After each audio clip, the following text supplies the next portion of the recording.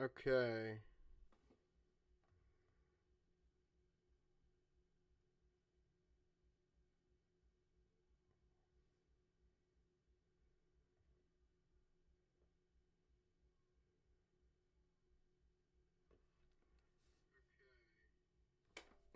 Give me a sec.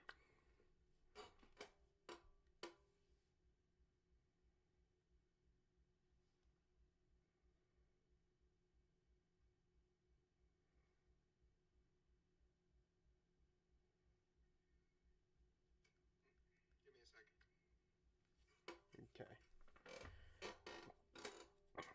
Alright, hopefully I can be heard. Like, no lag, no nothing. Oops. I think we should be good. Okay, let me get out of this. Oh. Not on YouTube. Here we go. Welcome to the Wrestling Pod, for I am your host, Carlito Santiago, and today we're going to be predicting Backlash 2025 here, of course. Again, if you haven't already, please hit that subscribe button, drop a like, comment down below, and turn on those post notifications so you never miss a stream from myself and Lewis, of course. So, of course, Backlash, and this is the 20th Backlash event that will take place, of course, this Saturday in the Enterprise Center in St. Louis, Missouri. This will be on Peacock.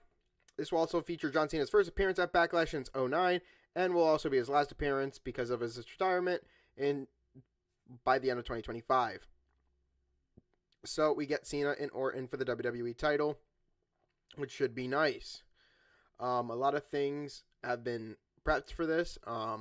Next up will be Saturday Night Main Event, and moving forward will be Saturday Night Main Event, then Battlegrounds for NXT, and then Money in the Bank. So we got ourselves a long list there for us. But we've got 5 matches made official for Backlash.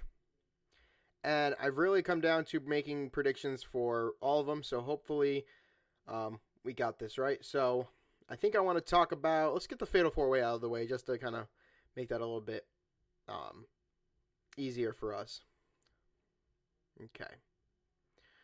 So, the Fatal 4-Way, of course, will be Jacob Fatu, LA Knight, Damian Priest, and Drew McIntyre for the U.S. title. There is no countouts, no disqualifications, and plus the champion's advantage is not in play here because it's a Fatal 4-Way, and the champion can lose the title the champion doesn't have to be pinned to lose the title. So, at night 1 of WrestleMania 41, Jacob Fatu defeated LA Knight to win the U.S. title. On the day later, the night 2, Drew McIntyre defeated Damian Priest in a Sin City Street fight. So the next episode of SmackDown, during the Bloodline celebration, Knight interrupted, stating that he wanted a rematch. McIntyre also interrupted after taunting Priest. He stated that he also wanted a championship match, with SmackDown General Manager scheduling, of course, a match between Knight and McIntyre later that night to determine number contender for Fatu's U.S. title. During the match, Priest attacked McIntyre, while Sikoa attacked Knight. However, the referee only noticed Priest's attack, awarding McIntyre disqualification victory. Woohoo! Now afterwards, Fatu was the only one standing tall over Knight and Priest. On the next episode, Knight and Priest faced each other in which a no contest was drawn because of an interference from Solo. Following the match, Priest and Knight brawled with Fatu and Sikoa. Aldis then scheduled a triple threat match, originally going to be Fatu, Priest, and Knight. However, Solo had to run his fucking mouth and state the obvious that McIntyre should receive a championship match because of his disqualification victory. So Aldis said, you know what? You're right, Solo. Now I'm going to make it a Fatal 4-Way. So thank you for running your fucking mouth. So now we have a Fatal 4-Way that's going to be, of course, Priest, Fatu, Knight, and McIntyre. My problem with this is that who does Fatu pin? Because my prediction is Jacob Fatu retains. But who does he pin? Does he pin LA Knight? Or does he pin Priest? Most likely he will pin Priest. He should be pinning McIntyre because McIntyre is the only one with he's the only one with 2 victories. He defeated Priest, right? And he won a no DQ. Right here. I just read it. Yeah, right here. Priest attacked McIntyre, which while Solo attacked Knight, yeah, the referee noticed this attack, so it gave McIntyre victory. So he should pin McIntyre. But for storyline purposes, he's going to face Priest. Now, like I have said before, Solo Sikoa is going to be the reason Fatu loses the title, but it's not going to be here. Solo may get involved and help him out because of the numbers game being against him. McIntyre feels like an oddball in this match. Damian Priest being pinned is the only option, really. LA Knight can't afford a loss because LA Knight's in that same position as what Gunther's in. He just lost a championship. That's not you can't really, or you don't want to have your former champion be pinned twice. So here my prediction is Jacob Fatu retains the U.S. title. Now, as we got that forward, moving on, we're going to have Pat McAfee and Gunther. So, on an episode of Raw after on the Raw, the night after WrestleMania 41, Gunther came out and argued with commentators Michael Cole and Pat McAfee as Gunther felt disrespected by them following his loss at WrestleMania. Gunther then attacked Cole, which led to Pat McAfee attacking Gunther in Cole's defense. However, Gunther managed to overpower McAfee and choke him out. Gunther was subsequently fined an undisclosed amount of money and suspended by Raw GM Adam Pearce. The week following, McAfee wanted to fight Gunther and asked SmackDown General Manager, who was of course subbing for Pearce that night, Nick Aldis, to lift Gunther's suspension. Aldis said, No. We've already thought that through. We're not fucking doing that. What we're going to do instead is that we're going to sanction a match between you two. So McAfee said, deal. Their promos have been fucking decent as of late. And if you look at how McAfee has been doing on promos, it's been fucking good. He talks as if he's actually like a fan of the product. Like he's coming from the crowd and he's coming down and he's actually saying like, I used to be a kid in those seats, now coming into this ring to talk shit to you. I think that's a great fucking thing for McAfee. Now, you have Gunther, who's coming off of a WrestleMania loss to, in his eyes, not that much of a main eventer, a merch moocher, whatever the fuck you want to call it. Gunther lost his World Heavyweight Championship. So he's a man without a championship, but now he's a man who's hungry and he wants something. Well, what does Gunther really want? It's the bigger question. What does Gunther really want? If there's something that Gunther wants, he's going to take it by force. As for the match itself, I think you already know my prediction. I predict that Gunther chokes out Pat McAfee again. This ends probably with a referee stopping it, or somehow Michael Cole, or, which would be even better, is Gunther's going to kind of, he's going to fucking destroy McAfee to the point where Michael Cole throws in the towel. I could definitely see Michael Cole getting involved and throwing in a towel. Just like how McAfee got involved with stopping Gunther from fucking hurting Michael Cole. So, you know Michael Cole's going to be rooting for McAfee all the way through this commentary. They might get Corey Graves or Joe Tessitore to be a part of it, as McAfee will fight Gunther, but Gunther's coming out with a victory because he needs it more. McAfee won't lose credibility from being a commentator and even a fucking wrestler too. So my prediction is Gunther wins this match. As we go on, of course, I want to talk about both Intercontinental Championships because wow. Let's do Dominic and Penta right in the middle. So, this was right here. At night 2 of WrestleMania 41, Judgment Day's Dominic Mysterio won the IC Championship in a fatal 4-way match, also involving Penta. and Mysterio's stablemate Finn Balor, the latter of whom he pinned. On the next episode of Raw, Mysterio successfully defended his Intercontinental Championship against Penta after an interference from the returning JD McDonough. On the next episode, Penta interfered in Balor and JD's tag team match, which cost them the match. A week later, Penta defeated McDonough despite interference from Balor and Carlito. Later that night, it was announced that Mysterio would defend his title against Penta at Backlash, so they just all put this all together. A couple things in this, okay?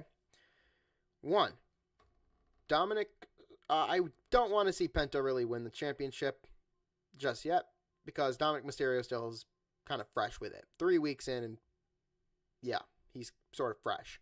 We don't want to really drop the title this early in his stage. We want to see it go somewhere. As for Penta, he's already connected well with the fans, especially after a hot debut, too. So, what does WWE do here in these circumstances? When you don't want somebody to lose the championship, and you don't want somebody to lose the fucking match. Well, this is why we have DQ finishes. And this is how they're used properly. It's properly used when you put two superstars who really cannot afford to lose anything. You can't afford to have one man drop the title, and you can't afford to have another man lose the match. And when used purposefully, it is called a screw job. Just like how Brett got screwed out of the fucking championship at Survivor Series. Fuck you, Lewis. Brett got screwed. So, why do we do these DQ finishes? Because it helps. So, the best way to explain it is, the main prediction for me is that Dominic retains. He's not dropping that fucking title. He's not losing that title after 3 goddamn weeks. Unless Finn Balor decides, I've had enough of this shit, I'm going to screw Dominic the same way I screwed Priest. That makes Dominic feel like the babyface. And after the reign of boos we hear, every time Mysterio talks, we done doing that? We're done booing him as he, puts the microphone up to his mouth? I don't know. What I do know, though, is that Dominic needs to retain the title. But that also means that Penta has to get the win. And how does Penta get the win? Penta wins by DQ. So Penta gets fucking attacked by either JD, Carlito, or even Finn. Or possibly a new member. Maybe Jeff Cobb shows up. Because I've heard rumors about that coming in. You could have that happen. Dominic's always talked about wanting a new member, a part of the Judgment Day. So, this is a possibility and a far stretch for that. But, this is where we need to do it that way. So, my main prediction really is Dominic's retaining the fucking IC title. But, Penta cannot really suffer a pinfalls or a submission loss. So, we're going to use a DQ here. So, have JD or Carlito or even Finn attack Penta. So Penta gets the victory from a DQ.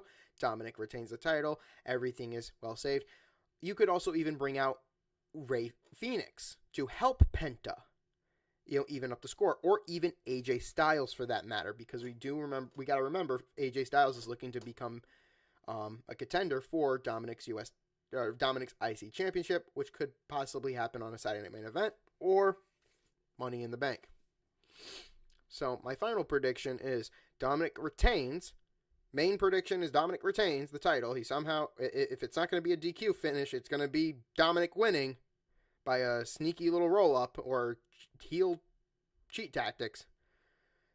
Dominic retains, but Penta scores the victory through a DQ. It's the best way you can fucking make this happen.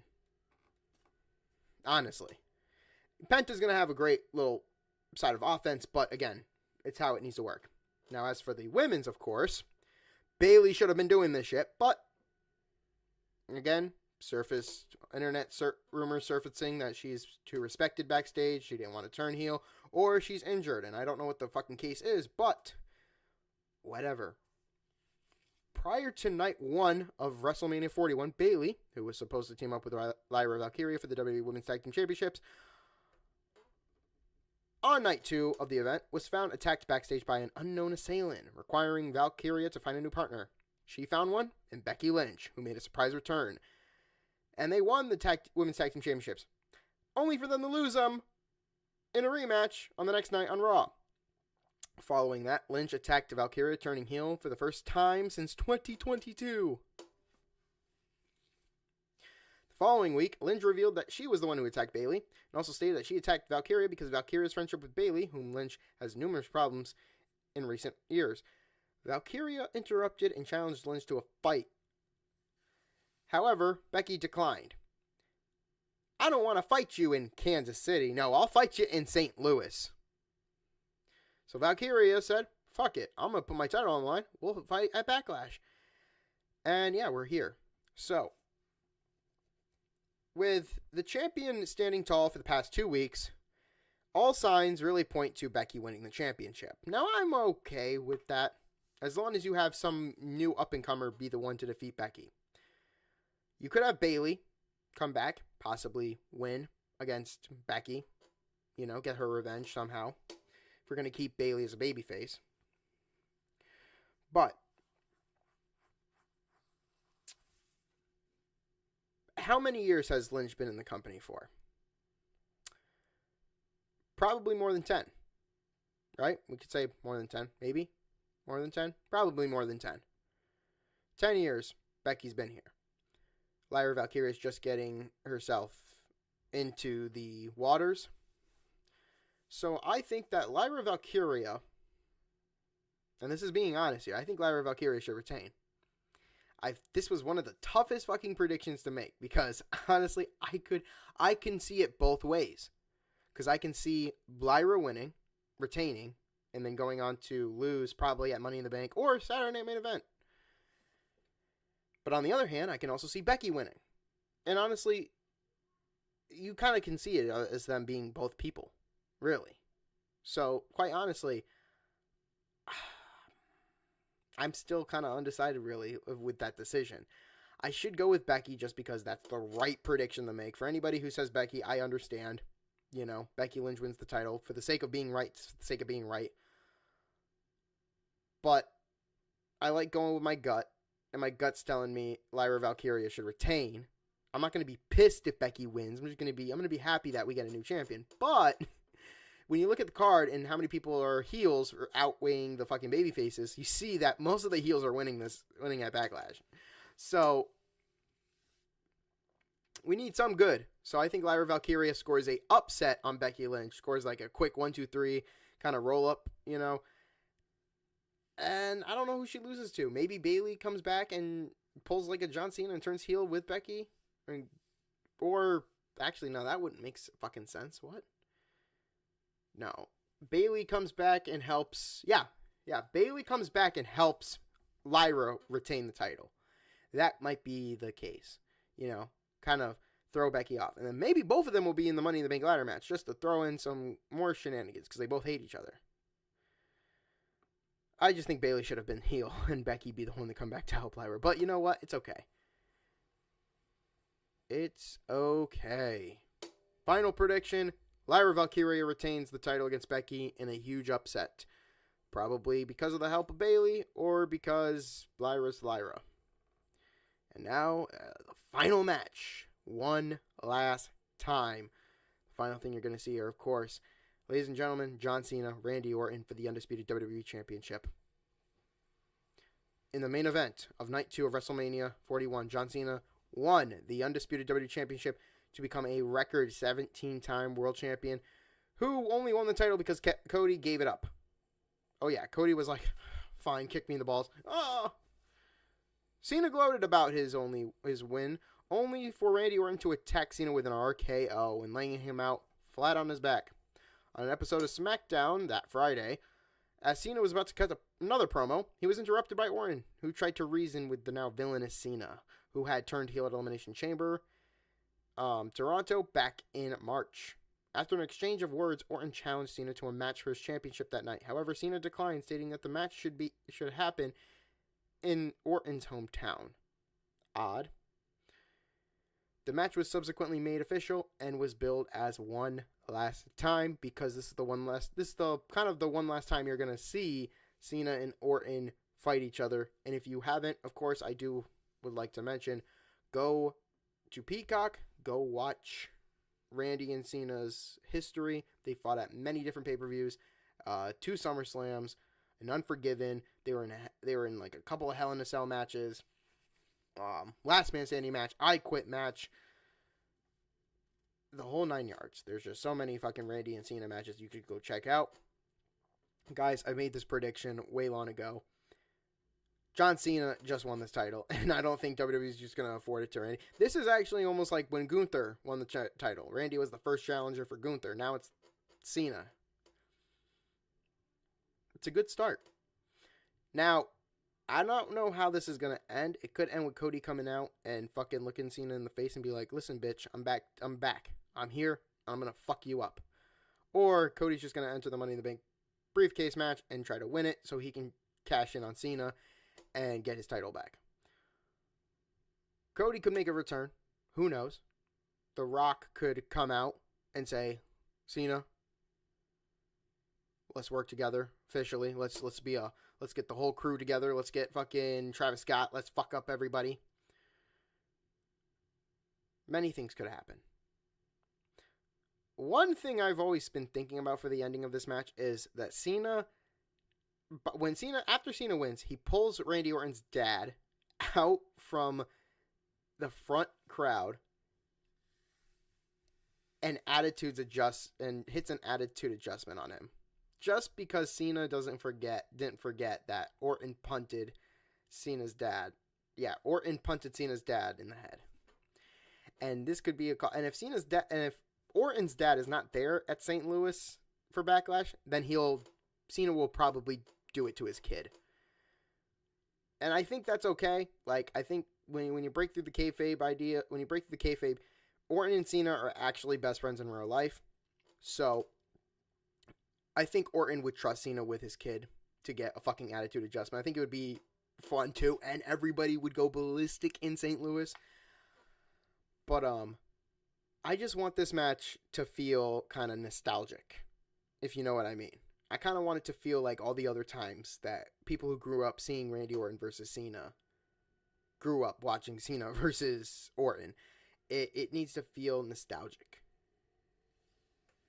My final prediction is that John Cena retains the Undisputed WWE Championship. I wish there was more matches for this. I honestly wish there was a tag team match, and if I was booking this tag team match, bro, I'd do the Raw tag team titles. I'd do the New Day, fucking Viking Raiders, the American Made, and the fucking LWO. But dang, none of that shit. They don't want to book tag teams on a fucking PLE. I don't understand why. Nonetheless, that has been my predictions for St. Louis. What are yours? Leave them down in the comments below. I want to know. If you guys haven't been keeping up, of course, you can go check back on my other live streams, of course, from Raws and SmackDowns. I've been doing reviews for them the day after. And Lewis has been there too. So, yeah, go check him out. And I will see you guys on Saturday for the SmackDown review. And I will see you guys on Sunday, Mother's Day, for the review of Backlash. Oh, yeah. One more thing. Because I know it's in the title. There is a channel announcement. So, we've been talking about this for a long time. We've talked about this since, actually, before the channel got started. Me and Lewis are thinking about expanding just, because I know you've been getting a lot of wrestling, but we've been wanting to expand this from, not just wrestling, but sports in general. So, the channel announcement is that coming in September, September, Lewis will be starting, me and Lewis will be starting to add to this channel NFL coverage. I know it's a big change. We've been in love with football, talking shit about football, talking about the teams that we love and hate, and going back and forth. And it's something to go in for Mondays. So by September, we will be talking about the NFL, rooting for our teams, and talking about what went down, of course, in the NFL games, the ones that we could see, and the ones that happen, of course, and give you, of course, game of the weeks and whatnot. So in September, Lewis will be the one covering the NFL reviews on Mondays, and I'll be there subsequently, as of course I'm keeping coverage of WWE and whatnot. So again, look out for that in September, because that's the channel announcement. But again, I appreciate all of you. Thank you for watching, and I will see you guys later.